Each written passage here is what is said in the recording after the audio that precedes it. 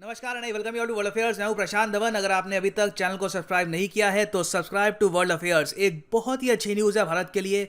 WHO ने finally approve कर दी है made in India vaccine. Covaxin has been approved by WHO। ये मैं कहूँगा एक हिस्टोरिक मोमेंट है इंडिया के लिए, क्योंकि पहली बार है इस पेंडेमिक के दौरान कि एक ऐसी वैक्सीन जो इंडिया में डिज़ाइन करी गई, जो इंडिया में मैन्युफैक्चर होगी, ये WHO ने अप्रूव कर दी है। और इससे अब क्या होगा कि इंडियंस ज़्यादा आसानी से इंटरनेशनल ट्रैवल कर पाएंगे। यहाँ पर आप देख पाओगे WHO की ट्वीट है इस पर।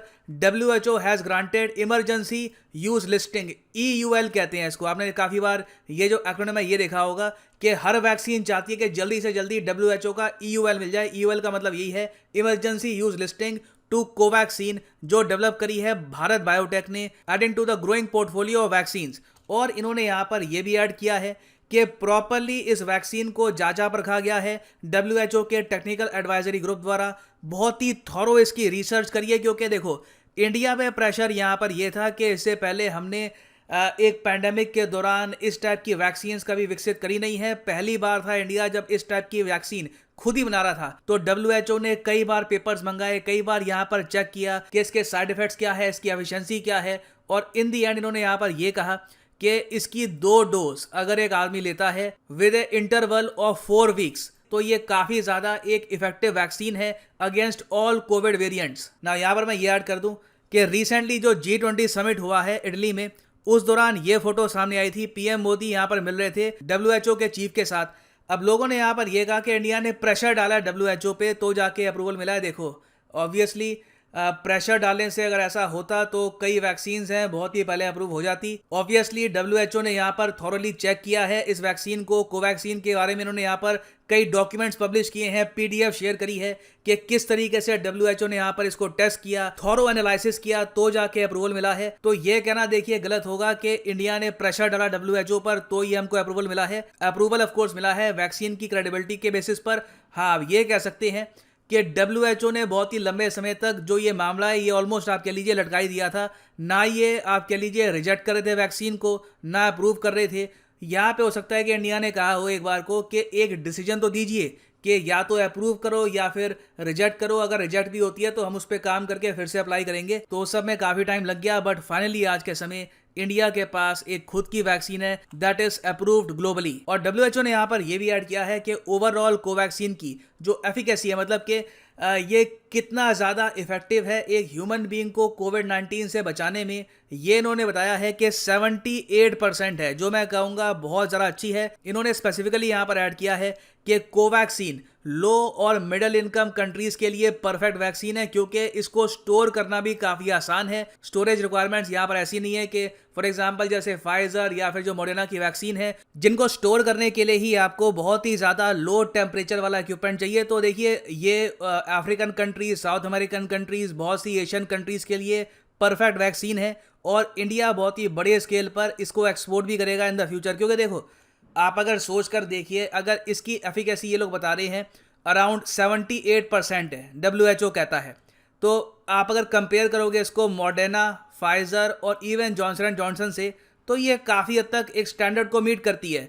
फाइजर की जो एफिकेसी है ये लोग बताते हैं 95% है, मगर इसको स्टोर करके रखना काफ़ी मुश्किल है। मॉडर्ना का भी सेम केस है। पहली बात तो फाइजर और मॉडर्ना की जो वैक्सीन्स हैं ये रिलेटिवली ज़्यादा एक्सपेंसिव है, इनको स्टोर करना मुश्किल है, फिर ये इतनी आसानी से अवेलेबल भी नहीं है। और फिर आप अगर देखो ऑक्सफोर्ड की एस्ट्राजेनेका की वैक्सीन को, तो WHO की जो वेबसाइट है वहाँ पर इसकी एफिकेसी दे रखी है 63%। हालांकि इन्होंने ये कहा है कि सेकेंड शॉट लगाने के बाद एफिकेसी बढ़ती है, मगर कितनी बढ़ती है, किस लेवल तक बढ़ती है, उसके बारे में कोई प्रॉपर इनका एस्टिमेट है नहीं। बहुत ही बड़ी रेंज वहाँ पे इन्होंने ले रखी है। तो ओवरऑल मैं कहूँगा कि कोवैक्सीन की जो एफिकेसी है, मतलब कि जो इसकी प्रोटेक्शन है अगेंस्ट कोविड-19 काफ़ी अच्छी है इसके प्राइस को देखते हुए, इसकी स्टोरेज कैपेसिटी को देखते हुए। और इसलिए गैवी ने भी यहाँ पर रिसेंटली ये कहा है, गैवी आपको पता होगा वैक्सीन अलायंस है, ग्लोबल वैक्सीन अलायंस, इन्होंने यहाँ पर ये कहा है कि कोवैक्सीन एक बहुत ही अच्छी वैक्सीन है जो इन द फ्यूचर ये लोग एक्सपोर्ट कर सकते हैं गरीब देशों तक। और हाँ, यहाँ पर मैं ये भी ऐड कर दूँ, WHO के अपने पेपर्स हैं, उसके अलावा कई और यूनिवर्सिटीज़ हैं, उनकी अपनी रिसर्च होती है। तो एक वैक्सीन कितनी इफेक्टिव है कोविड-19 के अगेंस्ट, इसको लेकर आपको 85 रिपोर्ट्स मिलेगी। आप अगर भारत बायोटेक से पूछो तो ये लोग कहते हैं कि इनकी जो इफेक्टिवनेस है अगेंस्ट कोविड-19 ये 93.4% के आसपास है। और हाँ, मैं ये भी ऐड कर दूं यहाँ पर कि इवन दो काफ़ी जगह कोवैक्सीन के साथ जो नाम है ये एसोसिएट होता है भारत बायोटेक का जो प्राइवेट कंपनी है, ये मत भूलिएगा कि इसकी डेवलपमेंट में सरकार का भी रोल था। Indian council of medical research ICMR, इन्होंने भारत बायोटेक के साथ मिलकर कोवैक्सीन को किया है डेवलप। अब यहाँ पे आप पूछोगे कि इससे इंडिया को और दुनिया को क्या एडवांटेज मिलेगा। देखिए, दुनिया की आज भी बहुत ही बड़ी आबादी है जिसको कोविड-19 की वैक्सीन नहीं मिली।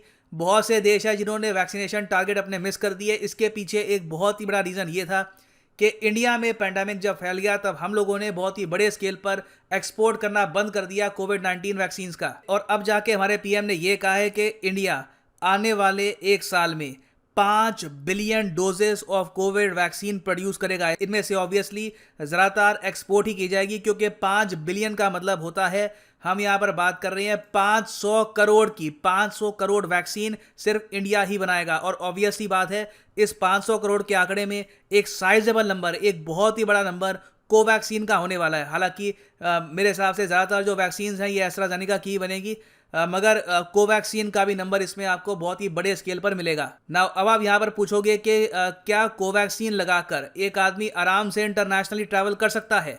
देखिए, कई देश है जिनकी पॉलिसी ये है कि अगर WHO ने एक वैक्सीन अप्रूव कर दी तो उस वैक्सीन को लगाए हुए व्यक्ति को ये एंट्री दे देंगे अपने देश में, उसको क्वारंटीन करने की आवश्यकता नहीं है। फॉर एग्जांपल USA की ये पॉलिसी रही है। मगर कुछ देश हैं, फॉर एग्जांपल यूनाइटेड किंगडम, इनकी पॉलिसी कुछ और है।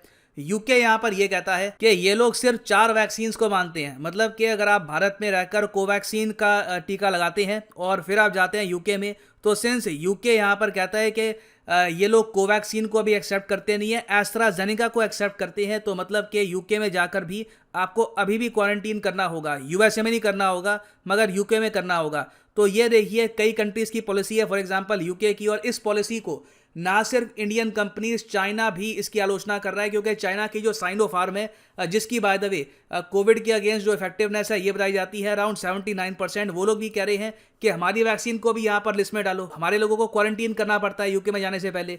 तो देखिए, अभी अगला स्टेप ये है कि WHO ने तो अप्रूवल दे दी, अब स्टेप बाय स्टेप ना हमको UK जैसे जो बहुत सारे देश हैं जो आज भी WHO अप्रूव्ड वैक्सीन्स को भी प्रॉपरली एक्सेप्ट नहीं कर रहे, उनसे बात करनी होगी इंडिया को। जिस तरीके से लिटरली हमने UK को पुश किया कि अगर आप लोग हमारे लोगों को क्वारंटीन करवाओगे वैक्सीनेशन लगवाने के बाद भी, तो हम आपके लोगों को भी क्वारंटीन करवाएंगे अगर आप आते हो भारत में। तो इस टाइप के रूल्स बनाने की आवश्यकता है। और I am sure in the future बहुत सी कंट्रीज कोवैक्सीन को एक्सेप्ट करना स्टार्ट कर देगी। ऑस्ट्रेलिया ऑलरेडी कर चुका है, यूरोप एक बार प्राइमरली कर लेता है, तो उसके बाद अफ्रीका और बाकी जो बहुत सारे देश है वहाँ पे भी आसानी होगी। And Indians can easily travel anywhere using A made in India vaccine. क्या आप अगर लाइफ में एक बार प्रॉपरली UPSC एग्जाम के लिए प्रिपेयर करना चाहते हैं तो कमेंट सेक्शन में जाओ, यहाँ पे आपको मिलेगा ये लिंक UPSC CSE।